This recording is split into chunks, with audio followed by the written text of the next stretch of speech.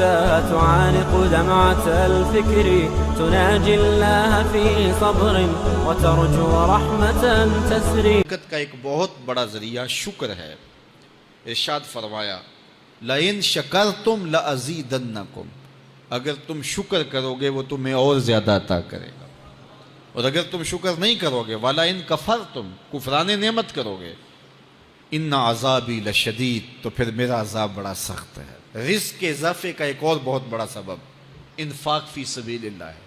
اللہ فرماتا ہے جو تم خرچ کرتے ہو تو جو چیز تم نے نکال دی اس کی جگہ اللہ تمہیں اور عطا کر دیتا ہے. بعض کا ہمارا یہ ہوتا ہے کہ کوئی آدمی مالی بحران میں آ گیا تو وہ کرتا کیا ہے کہ جو راہ خدا میں دینے کا کھاتا تھا پہلے اسے کلوز کرتا ہے. یہ فلاں مدرسے کو دیتے ہو یہ بھی بند کر دو، یہ مسجد کو دیتے ہو یہ بھی بند کر دو، یہ فلاں غریب کو دیتے ہو یہ بھی بند کرو، حالات ٹائٹ ہو گئے ہیں. لیکن 5 گاڑیاں ہیں تو 2 گاڑیوں پہ گزارا کر لیا جائے، پیٹرول بچے، یہ نہیں ہو سکتا. گھر کے لچھن وہی ہیں لیکن بند کہاں سے کیا؟ جہاں سے رزق آنا تھا. ہمیں تو یہ حکم دیا ہے جب رزق تنگ ہونے لگے صدقہ دے کے رب سے کاروبار کر لو، صدقے سے تمہارے رزق میں اضافہ ہوگا.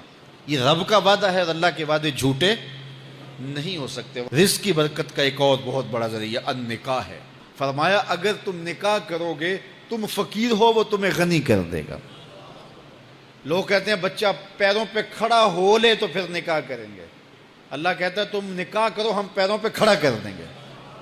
ہمارا فلسفہ اپنا ہے، اس کا حکم اپنا ہے. وہ کہتا ہے ابھی تو یہ اپنے لیے نہیں کماتا تو جو آئے گی اس کو کہاں سے کھلائے گا؟ میاں جس نے آنا ہے اس نے اپنا رزق لے کے آنا ہے. تو بچوں کی شادیاں کرو اگر وہ جوان ہو گئے رزق نصیب ہوگا. اپنے اہل خانہ کو نماز کے حکم دینے سے رزق بڑھتا ہے، کیونکہ جو صبح کا وقت ہوتا ہے یہ رزق کے بٹنے کا وقت ہوتا ہے. اور جس گھر میں صبح کے وقت لوگ سوئے ہوئے ہوتے ہیں وہاں بے برکتیاں ہوتی ہیں. تو طلوع فجر سے لے کر کے طلوع آفتاب تک اپنی اولاد کو، بیوی کو، بچوں کو نہ سونے دیں. اس وقت رزق بٹنے کے لمحے ہوتے ہیں. کثیر دعائیں مانگیں، تلاوت کلام مجید پڑھیں اور نماز فجر مرد حضرات مسجدوں میں جا کے باجماعت ادا کریں اور گھروں میں جو ہے وہ بیٹیاں بہنیں مصلے بچھا لیں تو اللہ کی رحمتوں کا نزول ہوگا. اب ایک حدیث میں رزق کے اضافے کا ایک اور نسخہ ارشاد کیا گیا. میرے حضور نے فرمایا جو شخص یہ چاہتا ہے کہ اس کے رزق میں برکتیں ہو اور اس کی عمر میں اضافہ ہو تو وہ اپنے رشتہ داروں کے ساتھ سلوک اچھا کرے. رشتہ داروں کے ساتھ اگر اچھا سلوک کرو گے تو پھر تمہارے رزق میں برکت ہو. غریب ہیں تو ان کی مدد کرو، ان کی بیٹیوں کی شادیاں اپنے ذمے لے لو اگر اللہ نے آپ کو وسعت دی ہے.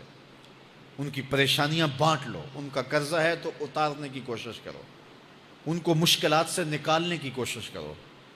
تم ان کو مشکلات سے نکالو گے اللہ تمہیں مشکلوں سے نکالے گا.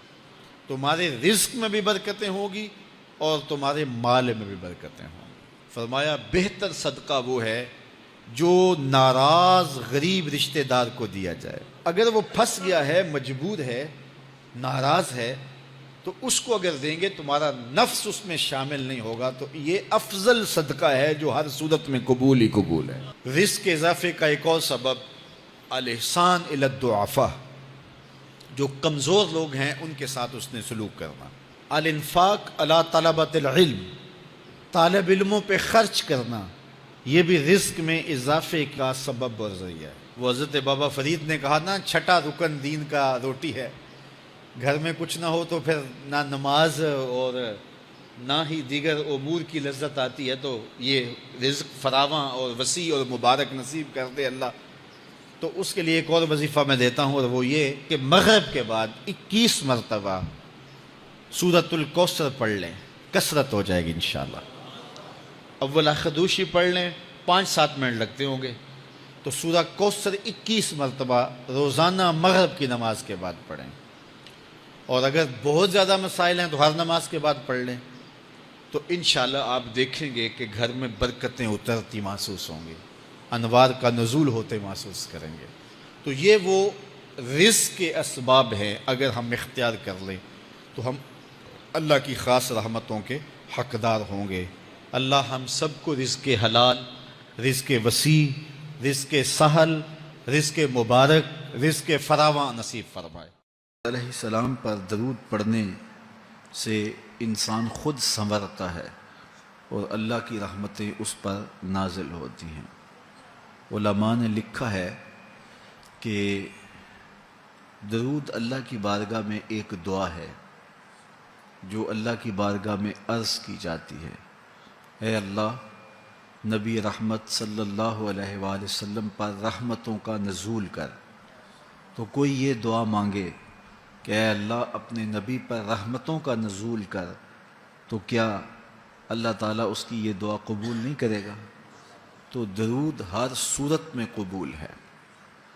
تو اس کا جو فائدہ ہوا کہ جس نے ایک مرتبہ حضور کے لیے اللہ کی بارگاہ سے رحمتوں کی دعا مانگی، تو اس کے مانگنے سے محبوب علیہ السلام پر کتنی رحمتوں کا نزول ہوا وہ تو اللہ جانتا ہے، یا جس محبوب کریم پہ نزول رحمات ہوتا ہے وہ جانتے ہیں، لیکن جو ہاتھ اٹھا کے دعا مانگے، جو ہاتھ باندھ کے درود پڑھے، ایک مرتبہ درود پڑھنے سے اللہ کی 10 رحمتیں اس پر نازل ہوتی ہیں۔ تو جو مسلسل درود پڑھے جا رہا ہے تو پھر رحمت کی برسات ہوتی ہے اس کے اوپر۔ رسول کریم صلی اللہ علیہ وآلہ وسلم نے ارشاد فرمایا، تم جہاں بھی ہو میرے اوپر درود پڑھو، تم جہاں بھی درود پڑھتے ہو وہ میرے تک پہنچتا ہے۔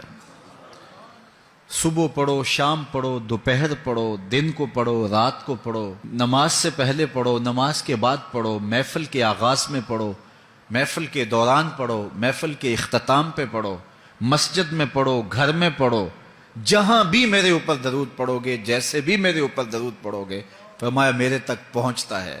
ہر شخص یہ چاہتا ہے کہ میں حضور کی قربت پاؤں، حضور کا قرب مجھے ملے، اور اگر کسی کے سینے میں یہ آرزو نہیں ہے تو اس کے سینے میں دھڑکنے والا دل کسی مومن کا دل ہی نہیں ہے۔ یہ میری بھی آرزو ہے، گناہ گار ہونے کے باوجود آرزو ہے، آپ کی بھی آرزو ہے، آرزو تو کی جا سکتی ہے، چونکہ کرم ہوتے دیر نہیں لگتی، وہ جس پہ چاہے کرم فرمائے۔ تو اگر قربت